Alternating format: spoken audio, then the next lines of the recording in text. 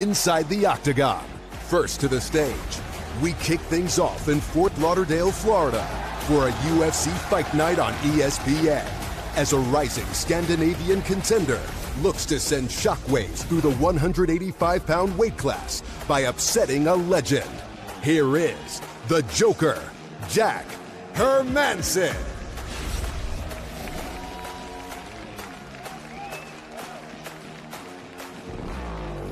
And his opponent, a submission ace, one of the best grapplers in the history of MMA, a sixth-degree Brazilian Jiu-Jitsu black belt, Jacare Souza.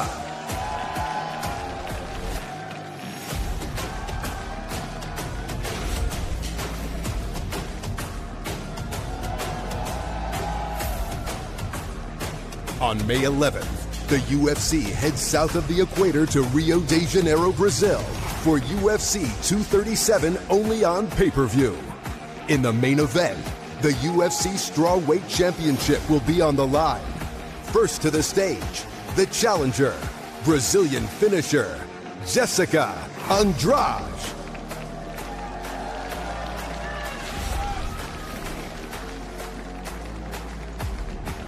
And her opponent, the reigning defending strawweight title holder, heading to enemy territory to defend her belt. Coming off back-to-back wins over Joanna Jędrzejczyk, here is the 26-year-old champ, Rose Namajunas.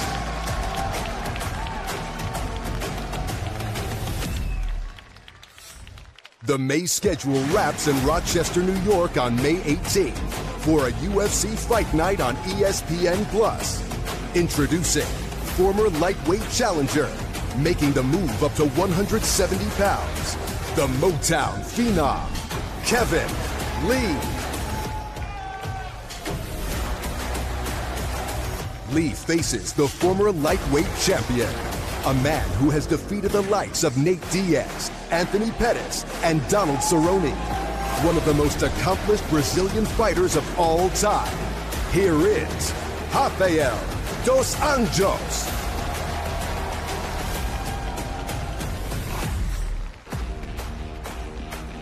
The June UFC schedule kicks off in Stockholm, Sweden, for a UFC Fight Night on ESPN+. Looking to play spoiler on foreign soil is a man who burst onto the light heavyweight scene last year, with 3 straight wins en route to a title opportunity in March. Welcome, Anthony Lionheart Smith. Stockholm will be buzzing as a native son returns when one of the best light heavyweight fighters of all time makes the walk at home.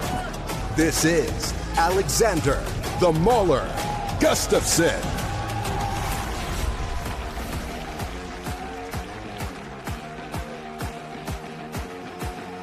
On June 8th, the Windy City plays host to a championship doubleheader on pay-per-view. At the top of the marquee, it's a battle for the vacant UFC bantamweight title. Introducing first, a Brazilian finisher on a 4-fight win streak, Magic Marlon Moraes.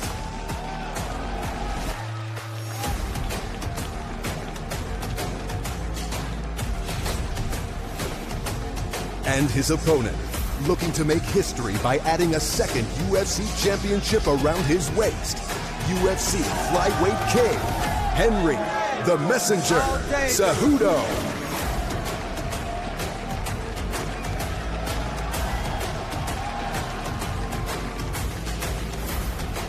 On June 29th, the Octagon heads north to Minneapolis, Minnesota for a welterweight rematch 3 years in the making.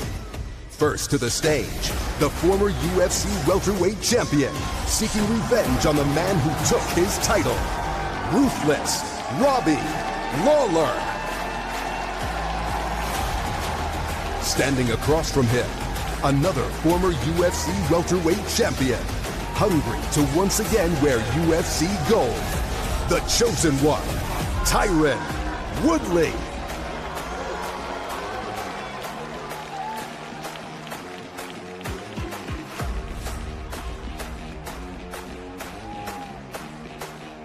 Then, on July 6th, International Fight Week culminates with a loaded card from the fight capital of the world. In the UFC 239 main event, violence is guaranteed from the Brazilian challenger, riding a 4-fight win streak with 3 straight vicious knockouts. Here is Thiago Marreta Santos.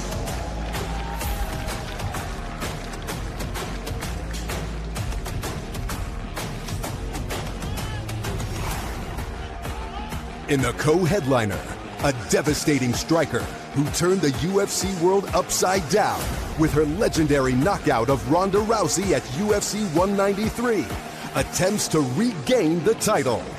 Please welcome the former UFC bantamweight champion, the Preacher's daughter, Holly Holm.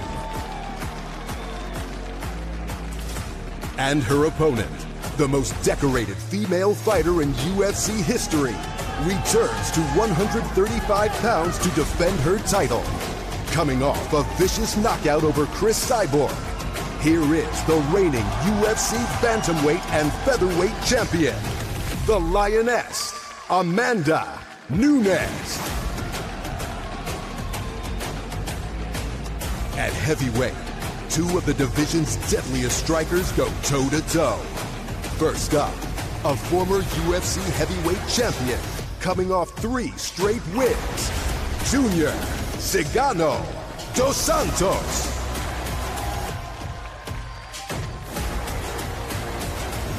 And his opponent, a frightening presence in the Octagon, who needed just over 1 minute to dispatch his last 2 opponents.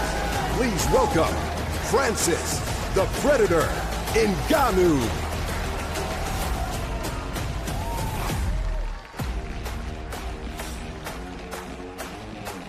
Also at UFC 239, brutal striker Jorge Masvidal faces funky Ben Askren in a crucial welterweight showdown. Please welcome to the stage, coming off a win in his UFC debut, a former Olympian, the undefeated Ben Askren.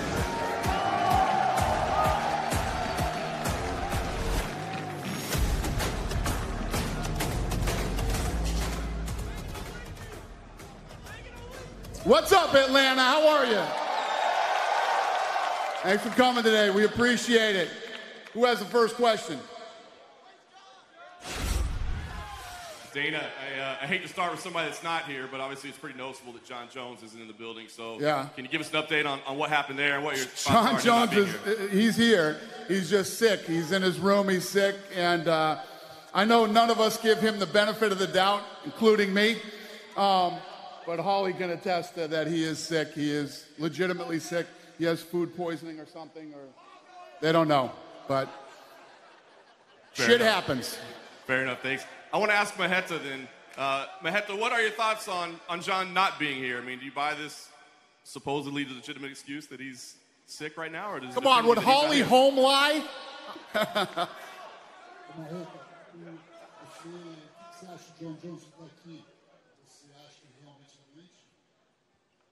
don't know.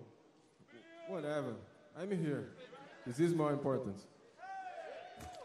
Fair enough, and I'll just follow up with Marreta. You wanted this fight badly. Now that you got it, can you tell us why you're the man that's finally going to beat John Jones? Você queria bastante essa luta. Finalmente conseguiu. Você será o homem a bater no John Jones?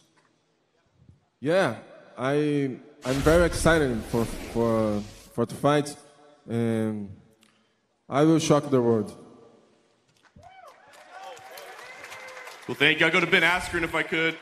Ben, you weren't supposed to be here, but you got invited. You lobbied to be here. Why was it so important for you to be here? And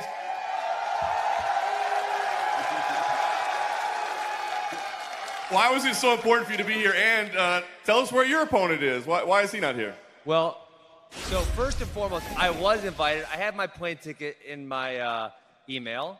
And then I get a call and says, hey, George doesn't want to show up for work. We're not going to need you anymore. And listen, I don't give a damn if George has reservations at the IHOP and doesn't want to come to work. I'm not missing an opportunity. Thanks, Ben. I wanted to go to Jacare if we could, please.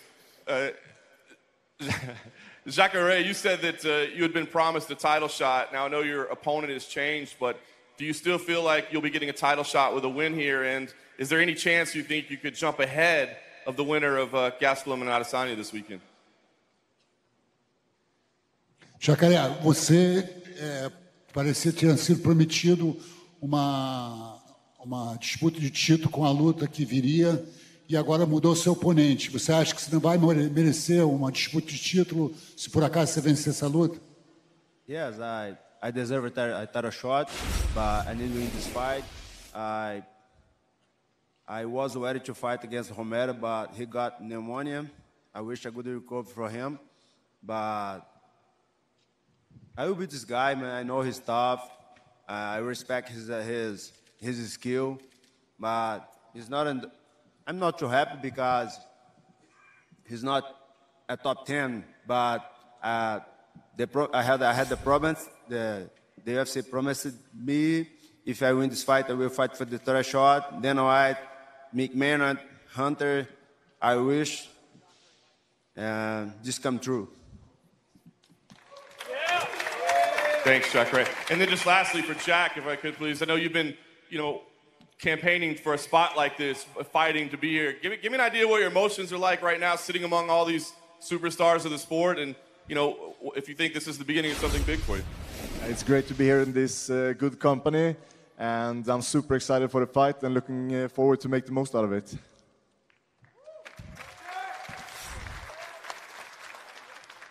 Question for Tyron.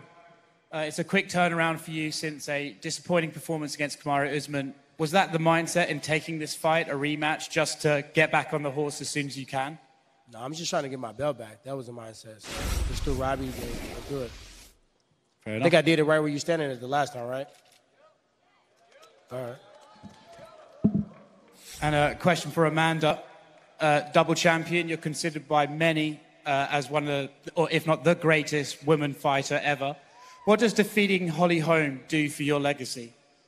Keep making history, Holly's the only champion, former champion, that I know beat yet. She's going to be the next.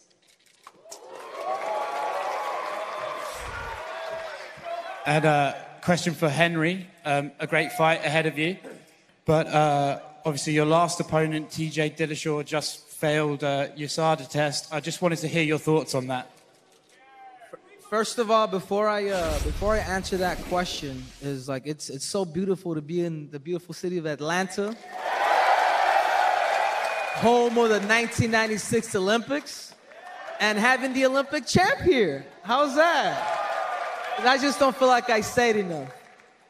Now let's get back to TJ. For TJ, he's getting it, guys. I think now that it came out, like he's paying for it, and I think he's feeling it, man. So even for me, man, like I'm over it. He's gonna have to live with it, and that's it. That's all there is to it. I still took him out in 32 seconds too, Marvin. You're gonna have to do it, man. You're gonna have to fight me.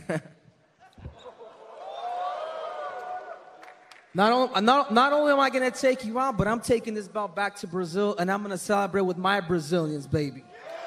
I'm going to silence the messenger, my friend. No more gold medal, no more every fight with the belt. That's it, man. That's all. You'll see. June 8th, I'm going to knock you out. You ain't knocking anybody out. You're, like I told you, Demetrius Johnson on my left, TJ on my right, Marlon Moraes on my waist, baby. You see June 8th. You see June 8th. June 8th, you're going to talk with my hands and my legs. You see, buddy. You guys will see, man. I am not going to allow this company, Dana White, to have somebody that looks like Mr. Clean and talks like Michael Jackson. Don't worry, my friend. I'm going to handle this very well. I did not get that from Ali. Ali did not tell me that. Yes, you did. And a question for Francis. After your last fight against Kane, I think a lot of people thought you were in that title conversation. Does a win over Junior Dos Santos just cement that? Yes. After the last fight, I thought I was going to get the title fight back, but it didn't happen. So I don't know why. But I'm so happy to have the fight against Junior. You know, he doesn't have the belt, but we all know that he's a charm, and it looks like he fight like we all have been seeing him since when he came back. It looks like a charm, and I'm gonna take the win against him. I finally have my chance to fight against him. Yes, to make the fight that should happen 2 years ago, and I think after this there will not be no issues, no issue for the belt. After this, we're just gonna talk about the belt because it's the only thing that will make sense right now. Thank you. Just one for Dana off the top here. After UFC 235, you were pretty keen on doing Robbie and Ben again. How did we end up here with Robbie and Tyron rematch? Shit, I don't even remember. You know, so much different stuff has gone on back and forth, you know, with matchmaking. And, yeah, I don't remember how we ended up here, but we did. And I'm happy with where we are. 2 great fights. Sure. And for Robbie, I know you wanted to run that one back. You had an opportunity at another form of revenge here. Are you at all disappointed you aren't fighting Ben? And what do you think about rematching Tyron? No, I'm not too worried about what happened in the past. It's all about getting better, working on my skills, and this is a big fight, main event in Minneapolis. I'm excited to fight and try to whoop somebody's butt. For sure. And for Anthony Smith, Anthony, I know you had said when you first accepted this fight, you know, maybe a little too quick of a turnaround. You're still kind of reeling from the loss to John. How are you feeling now that we're getting closer to the fight? You're in training camp and everything.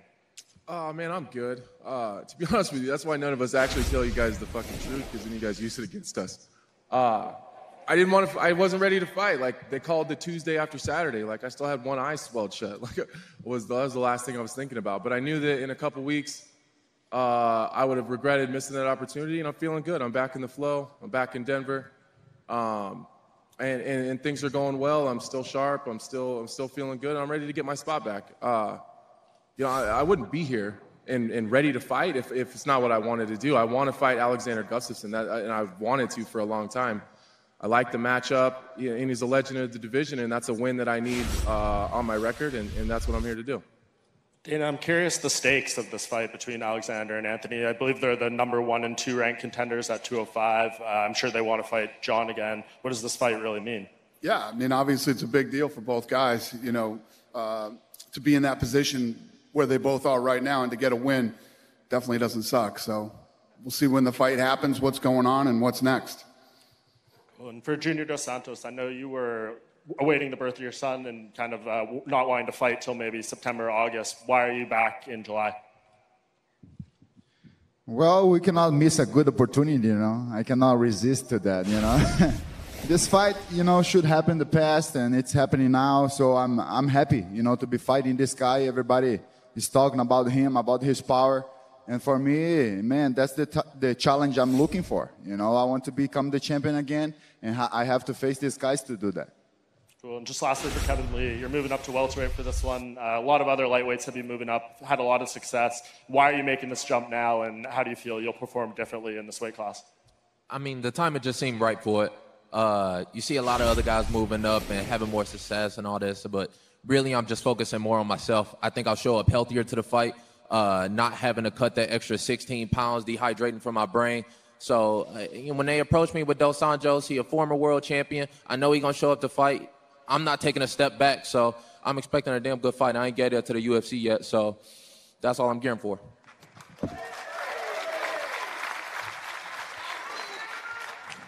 Question for Funky Ben. I know this is the fight you wanted, Jorge. After the three-piece and the soda incident, was there any concern on your part that you weren't going to get this fight and it was going to go to Leon? No, I definitely thought that. I thought Leon was getting the fight for sure. And, you know, besides that, George was making excuses that whole week about why he didn't want to fight me. But he wouldn't say my name. It was like this little thing that he does. And George needs to know, I don't get full on a three-piece and a soda. He better bring the whole damn family meal for that night. If you were Leon in that situation and he came up and did that to you, what would have been your reaction? Man, I don't understand. Listen, and I get I'm a fighter. I don't understand people that walk up and just punch people for not really a good reason. For me, it shows two things. Number one, total lack of discipline. Like, that's not cool. You can't just go punch someone. So you lack the discipline that you get so angry, you can't control yourself, and you have to start throwing your fist. And number two, that you are not really secure with your own masculinity, that you say, oh my God, he said something. I need to go prove I'm tough. Hi-yow, I am tough. Like, shut up, dude. Like, we get it. You're tough. You fight in a cage. Thank you, Ben. Question for Amanda. So this fight is for the bantamweight belt. I'm just curious, what is your plan for featherweight? Do you plan to fight there again? For sure, defend both. I'm gonna defend my belt in 135, go up to defend the 145.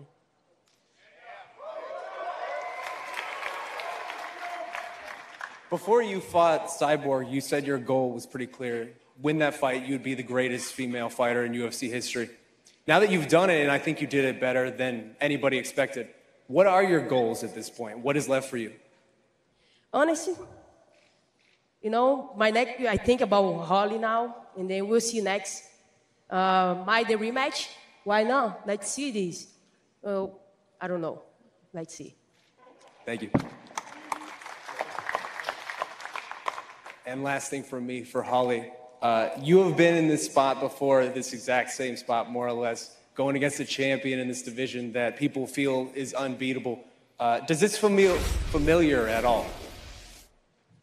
I feel like there's familiar feelings with being the underdog and in a lot of different times throughout my career, but each fight is different. I don't ever want to compare them too closely because then I feel like I'm living back then, and I'm a different fighter now than I was back then. This is a different challenge. This is a different fighter. So, and as far as being the underdog, a lot of people ask me about that, if, it fuels me to be the underdog, and it does. Not because I'm technically trying to prove everybody wrong, but it's that challenge for me. And I want to show everybody I can do it. I want to show myself I can do it. The greater the challenge, the greater the reward. And I'm a different fighter than she's faced, and so I'll be there and I'll be ready. The funny thing about this is I also was always the underdog, and this fight is gonna be very interesting. All right, my question is for Ben right here. We saw some unfortunate trash talking on Twitter last week, and I'm curious if you have a limit for your trash talking and what that limit is. Well, I don't attack wives or families or religions. That being said, unless the boss thinks it looks bad on the UFC, I think they're grown men and they need to deal with the repercussions. So I guess in that situation, I believe in freedom of speech for them to say whatever the hell they want. And if there's negative repercussions for themselves, they got to deal with it. They're adults. Right. Now, I have a question for Dana, but he wandered off. I'll answer. You ask me. I got you. I'm going to answer your question. No, she's asking you, and I was going to answer for you. That's all right. What do you got? I'm curious if you have an update on Cyborg and the featherweight division. What's the question? If you have an update on Cyborg, is she going to be fighting again? Yeah, she'll fight again. We're working on that now. Yeah, Cyborg will fight again. We'll get her a fight here soon. And there will be a featherweight division? Yes. Well, there's champ sitting right here, yeah. Okay. And she just said she wants to defend her title. So, yes. They're over here. Quick one for you, Dana. Yeah. Right here to your right. Hey. You once kind of famously said that John Jones wouldn't headline another card, and you've clearly passed that. But to put him on an international fight week, and maybe it's not the best time for me to ask this as he's missing this press conference because he's sick, but are we just completely past that? Do you feel something has changed in John Jones where this is a guy you can completely trust moving forward? Yeah, listen, we don't know. John Jones right now, like I said in the last press conference, is given the opportunity to erase all the mistakes from the past and one of the greatest talents ever in the history of any sport. And, it's up to him now. It's up to him whether he's gonna overcome these personal demons that he has and go out and, do what he's so talented and so gifted, and will he continue to stay on the right path and do this? He is legitimately sick today. And like I said when I opened the press conference, nobody gives him the benefit of the doubt, even me. when I heard he was sick, I was like, oh, Jesus, here we go again. But, we'll see. That's up to John Jones. But, yeah, he's headlining, and hopefully, it all works out. Well, I guess just and Brett, they put me on the card, so in case John doesn't show up for work, I got your numbers. We'll be Thanks, good. buddy. You have a second headliner on the card, yeah. I guess just as a follow-up that, though, just to kind of get an idea of, does that conversation even come up? Like when you're booking him to main event, International Fight Week, do you even consider it at this point, or is it just... No. Listen, he's been busy, he's been active, and he wants to stay active. He wants to continue to stay in the gym and fight. So that's a good place for John Jones. So if we can keep him busy, we will. Ben, I wanted to ask you a question, and I'm disappointed that George isn't here because you shared a story once with me about George, and I'm just wondering, I want to get both sides of it, but for the record, you and George have shared the mats at a gym I before. believe in December of 2008. Correct. Can you tell me how that went? Well, there's some guys, and this is where there's wrestling MMA, you grab a hold of them, and they're just not strong at all. And you think, there is no way on God's green earth this guy could do anything to me. It's totally impossible. I will do whatever I want to this person. I will dominate them. I will humiliate them. And when I grabbed George, even though I was only 2 months into my MMA career with no fights, that's how I felt about him. I can't assume that's very much different. When we track him down and ask him if that story is true, what do you think he's going to say? He's a habitual liar, so I'm sure he will recount it differently. Quick one for Rafael. Just your thoughts on welcoming Kevin Lee to the welterweight division, if you think it's a good home for him. And because he's coming up from another division, what do you think a win over Kevin Lee does for your career? Yeah, I was trying to work on different options with different fights for me, for my next fight. But none of them work. We were like in negotiation with Nick Diaz, Masvidal, and Masvidal's fighting Ben now. And the fight with Nick didn't work out. And Kevin Lee is a guy that he was on top 5 on lightweight division. And Sean told me he needs to put some fight that makes sense for me. And You're welcome. I'm coming off from 2 losses. But I only got 2 losses on this division for the champion and for the for interim champion too. And Kevin Lee coming up, tough guy. I'm sure he's gonna bring it and it'll be a fun fight. And then one for Anthony. Anthony, I saw in another interview that Alex had mentioned that if he can't beat you, maybe he doesn't have it anymore, almost indicating that he may give it up if he can't beat somebody of your caliber. What did you make of those statements? When you read it in print, it sounds like shit. But if you actually listen to the interview, I don't think he's really taking a shot at me. I think he's probably in a similar place to a lot of people. He's trying to figure out where his career's at. He's had several shots at the title and hasn't been able to get it done. And if you can't hang around at the top of the division, which is where I'm at, maybe there's other things out there.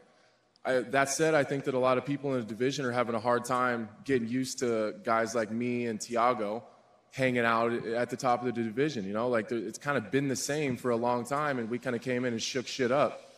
And I think people are having a hard time getting used to that.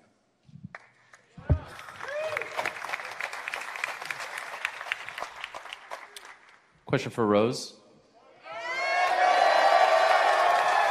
Hello. Hey, Rose. Straight ahead over here. Okay. Last time you were in Atlanta was when you suffered your last loss before going on this run and being champion. I'm just wondering, is this the first time that you're back here? Yeah. What's the difference between that Rose and the one sitting in front of us today? Well, I'm in this arena and with Pat with me, so that's the biggest difference. He was missing from my camp, so I felt like I was missing a leg or something. Missing my heart. Right. Yeah. And I'm just curious, when do you go to Brazil? How early will you go there to get acclimated? I feel like if you need to get acclimated, you're not ready, so I'll be there Monday or Tuesday, I think. Yeah. Oh, really? Okay. Yeah. So no week in advance or anything like that? Nah. Okay. Yeah, we're on a mission. We're getting in and out. Fair. And just one last thing for you. Michelle Watterson just won. She is campaigning hard for a title shot. There's Nina Ansaroff and Tatiana Suarez fighting. Who do you think is that next person? I'm not asking you to look past Jessica, but there seems to be a jockeying of position right now. Yeah, I think they're all impressive. Definitely, you know, Michelle, I think it'll just depend on how the fight with Tatiana and Nina goes. And, you know, I'm really excited for to watch that. But right now, just, yeah, like, you know, I know you said not to look past them, but yeah, I'm just focusing on my fight. Okay. And a question for Jessica as well. When this fight was announced, a lot of people were surprised that Rose agreed to go to Brazil to fight you, considering you are Brazilian. Were you surprised? Quando essa luta foi anunciada, muita gente ficou surpreso que a Rose aceitou ir para o Brasil lutar contigo. Você se surpreendeu também? Com certeza, eu acho que foi muita surpresa para mim, né? Eu nunca imaginei que eu pudesse ter essa chance e que a Rose me daria essa chance de disputar o cinturão dentro de casa, né? Faz mais de 3 anos que eu não luto no Brasil e, poxa, para mim é alegria lutar em casa, na minha cidade, onde eu treino, com a minha família. Eu só tenho que agradecer a Rose e espero que ela seja muito bem tratada lá no Brasil, porque eu acho que é esse o carinho e o amor que os brasileiros têm pelos lutadores. E a hora que a gente entra lá dentro, nós somos lutadoras, né? Nós não somos adversários, nós não somos inimigas, né? Nós apenas vamos lá fazer o nosso trabalho. Yes, I was very surprised that I got the offer to be able to fight in Brazil. It's been 3 years since I fought in Brazil, and I was more surprised that Rose gave me the opportunity to be able to do this. You know, I hope she's very well treated in Brazil. At the end of the day, we're fighters, we're not enemies, and I really thank her and the UFC for the opportunity. Okay, and for Kevin,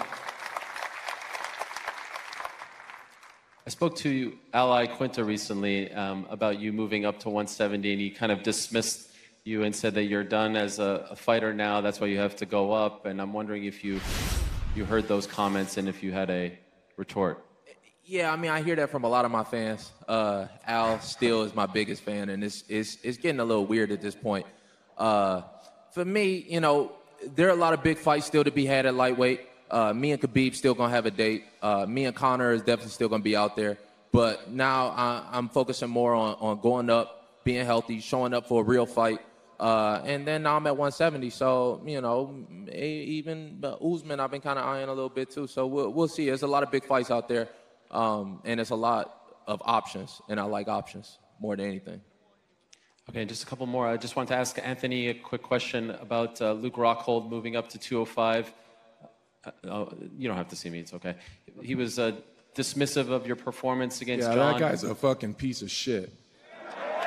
Fuck Luke Rockhold. The first opportunity I get, I'm gonna drill a hole through Luke Rockhold's fucking face. I promise you guys that. Regardless of what happens in this fight, is that who you want next? The first opportunity I get after this fight, doesn't matter what happens. I'll fight Luke Rockhold with one fucking leg. I'm gonna beat that dude's fucking ass. And for Alex, did you see Anthony's fight against John? And if so, what did you make of, you obviously know John very well, what did you make of how he fought him? Well, it was a good fight, and you know, he fought well. It was a 5-rounder, a tough fight, but I think, you know, John is John. He's a tough guy for us all. So, you know, he did what he could do, you know, and he hung out there and gave John 5 rounds. So it was a good fight to watch. Okay. Dana, if I could ask you 2 questions. June 22nd in South Carolina, there isn't a main event for that one. Do you have an update on that? No, but we're working on it. That's one we're working on right now. Okay. And when do you expect to announce Daniel Cormier versus Brock Lesnar? Seriously, that fight isn't even in the works. That fight isn't even in the works. That fight might not even happen first. I know. Yeah, that's what Cormier said too. What happened? Nothing happened. We haven't even talked to Brock. So he's not. There's a chance he might not fight again. Yeah, no, I don't know if he'll fight again, but we don't want to have a date for him right now. The first fight might be Stipe. Okay. Yeah. When do you hope to make that decision? I don't know. Yeah, we got to wait for Cormier. Cormier went back in the gym, I think 2 weeks ago, and did a light workout. He's still not healthy. So as soon as he's healthy to fight, we can make a decision on, when we would do him and Stipe. But just curious, did something happen with Brock, or did he have a change of heart? Nothing happened. I mean, that was what we wanted to do. But Brock and I hadn't even talked. I haven't even talked to Brock. Are you planning on talking to him soon? Like I said, many times, when Brock Lesnar's ready, he'll call me. Okay, thank you. Just want to follow up with Alex, please. Alex, do you want to clarify those comments? Because I think a lot of people did say, think that you were suggesting you were on a different level than Anthony. Do you want to clarify what you meant by that? No, I'm here to fight the best and to beat the best. And if I can't do that, then I don't know. That's what I meant with that interview. Anthony's a tough dude, and he comes to fight, and I'm here to fight, so I can't wait to give him a welcome into Stockholm, 1st of June. Thank you, Alex. Hey, just a quick follow-up for Jessica as well. Jessica, obviously Rose famously, had to beat the champ twice. With her coming to your backyard for this challenge, do you feel like if you beat her, you're going to have to beat her a second time, or that she deserves a second chance at you? A Rose teve que vencer a campeã 2 vezes. Agora, chegando aqui, lutando no seu quintal, você acha que você merece essa chance aí? Olha, quando a Rose lutou com a Joana, lá em casa foi tipo a Copa do Mundo, né? Todo mundo torcendo pra Rose. Vai, Rose, vai! Quando ela ganhou, foi melhor ainda.